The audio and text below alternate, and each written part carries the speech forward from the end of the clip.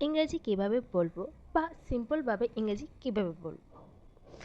এক হলো আমরা ইংরেজি বলতে পারি, আমরা যদি ওখানে নেটিভ বা স্থায়ী বাসিন্দা হয়ে যাও, ওখানে ল্যাঙ্গুয়েজ যদি ইংরাজি হয়ে থাকে তাহলে কিন্তু আমরা ইংরেজি বলতে পারি। নয়তোবা আমরা বলতে পারি যে দ্বিতীয়ত বলতে পারি যে ওখানে বাতাবরণ বা মহল বা অ্যাটমসফিয়ারটা যদি ওইখানে ছোট থেকে বড় হওয়া পর্যন্ত যদি ওখানে আমরা শিখতে পারি, ওরা যদি ইংলিশ মিডিয়াম স্কুলে পড়ে বা ওনার প্যারেন্টস বা ফ্যামিলি মেম্বার বা ফ্রেন্ড সার্কেল যদি ইংরাজিতে ল্যাঙ্গুয়েজে কথা বলে তাহলে কিন্তু ইংরাজিতে আমরা বলতে পারি, ঠিক কি না বলো।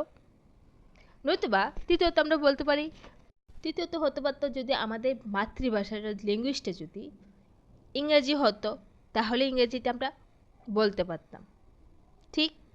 চতুর্থ আমরা কি হতে পারতো, যে চতুর্থ যে কেউ যদি ওখানে নেটিভ হতো না হতো, যদি বা অ্যাটমসফিয়ার না হতো বা আমাদের ল্যাঙ্গুয়েজ যদি ইংরেজি না হতো তাহলে কিভাবে আমরা শিখবো, কিভাবে আমরা লিখবো। এর জন্য আমাদের কি দরকার, এর জন্য আমাদের দরকার গ্রামার। তো গ্রামারে যে কোনো সেন্টেন্স তৈরি করতে আমাদের কি লাগে, সাবজেক্ট, ভার্ব, তারপর অবজেক্ট। বা হয়তোবা আমরা অনেক সময় শুনে শুনে করলাম আমরা ইংরেজি বলি, তো শুনে শুনে ইংরেজি বলে সেটা সঠিক কিনা ভুল সেটা আমরা কি করে বুঝবো। এর জন্য কি দরকার, গ্রামার দরকার। গ্রামারে যে কোনো সেন্টেন্স তৈরি করতে সবচেয়ে বেশি বেশি আমাদের দরকার লাগে সাবজেক্ট, ভার্ব, তারপর করলাম অবজেক্ট। তুমি শুনে শুনে ইংরাজি বলবে, এর মানে হয়েছে I will tell you to hear, I will tell you to hear. Sir, আপনাকে যে কোনো মানুষ বা যে কেউ আপনাকে রিভিউ করবে না, আপনাকে বলবে না যে আপনি ভুল বলছেন কিনা সঠিক বলছেন, কিন্তু আপনার ভুলটাকে সমালোচনা অবশ্যই করবে। তাই আপনি যখন কোনো ইন্টারভিউ ফেস করবেন, কিভাবে ফেস করবেন সেটাও বলবো। তো এর আগে আমরা গ্রামারে কি কি পার্ট আমাকে পড়বো। গ্রামারের মধ্যে প্রথমে শিখবে পার্ট অফ স্পিচ, এরপর সবচেয়ে ইম্পর্টেন্ট রুলস হলো tense, verb, model and voice. ইংরেজিটা কি, ইংরেজিটা জাস্ট একটা গাড়ির ইঞ্জিনের মতন। গাড়ির ইঞ্জিন যদি ভালো হয় তাহলে ভালোভাবে চলবে, আর যদি খারাপ হয় তাহলে এটা খারাপভাবে চলবে। আর সবচেয়ে ইম্পর্টেন্ট হচ্ছে ভোকাবুলারি। তো ভোকাবুলারিটা সঠিকভাবে বলতে হলে কিভাবে বলবে, আর ভোকাবুলারিটা কি, যে কোনো ওয়ার্ড এর ওয়ার্ড মিনিংটা কি হবে, এই মিনিংটা অনুযায়ী আমরা ইংরেজিতে কিভাবে আমরা সেন্টেন্স তৈরি করব, সবচেয়ে ইম্পর্টেন্ট এই ভোকাবুলারিটি। এবং ভোকাবুলারিটা কিন্তু সঠিকভাবে বলতে হবে।